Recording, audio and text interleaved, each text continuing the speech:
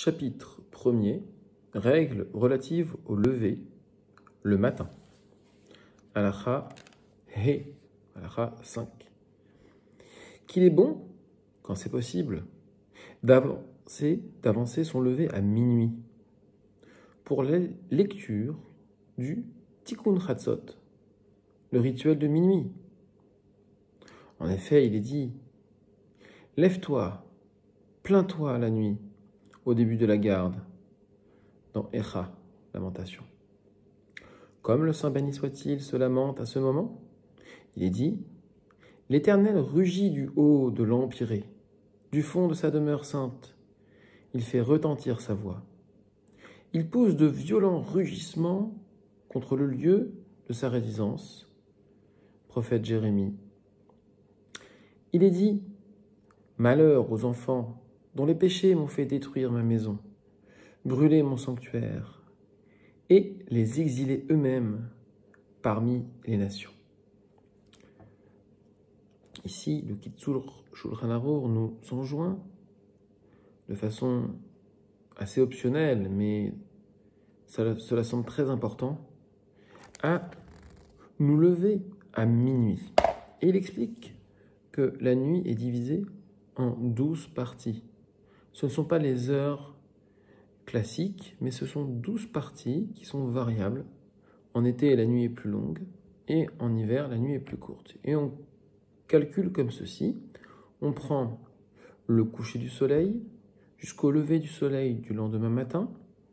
On divise le temps en 12 parties et on trouve la moitié de la nuit. Baruch Hashem, aujourd'hui, nous avons des calendriers, même des applications qui nous donnent ce qu'on appelle Chatzot Laila. Chatzot, ça veut dire la moitié. Laila, la nuit. Donc la moitié de la nuit. Aujourd'hui, par exemple, c'est environ 1h56 du matin à Paris. Et donc, que doit-il faire? Celui qui se lève à minuit, il doit avoir de l'émotion, mais non pas de la tristesse, Ras Veshalom. De l'émotion pour le temple qui a été détruit, comme c'est rapporté dans Echa, Lamentation. Pourquoi? Parce qu'Akadosh Baruch Hu, à ce moment-là, se plaint. Suite. Celui qui ne peut se lever à minuit s'efforcera au moins de se lever avant l'aube, à Lot HaShachar. Comme le dit le roi David, que la paix soit sur lui. J'éveille le matin. J'éveille le matin et ce n'est pas le matin qui m'éveille. Même après minuit, il peut restituer le rituel de minuit. Donc ici, on a deux choses. On a d'une part le fait de vouloir se lever avant le matin, d'être présent avant que le soleil se lève, et d'autre part, de pouvoir réciter toute la nuit le Tikkun Chatzot. Alors il faut savoir une chose, c'est qu'en ce moment, c'est ce qu'on appelle la Shemitah en Eretz Israël, et donc on ne récite pas tout le Tikkun Chatzot. Le rituel de minuit est divisé en deux. La première partie n'est pas récitée, la deuxième partie est récitée. Et cette partie peut être récitée toute la nuit jusqu'à l'aube. Il faut ensuite s'occuper par l'étude de la Torah, chacun selon ses possibilités. L'étude de passage de la Mishnah est préférable à tout autre. Par cela, on donne du mérite à l'âme. Le mot Mishnah, Mem, Shin, Nun, He, comprend les mêmes lettres que le mot Neshama, Nun, Shin, Mem, He.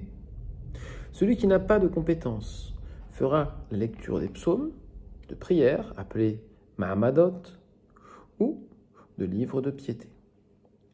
Il vaut mieux en lire peu avec recueillement que beaucoup sans recueillement. Rabbi Chia, qui était un Tana dans la Mishnah justement, a enseigné « Celui qui s'occupe de l'étude de la Torah la nuit, la majesté divine se tient devant lui.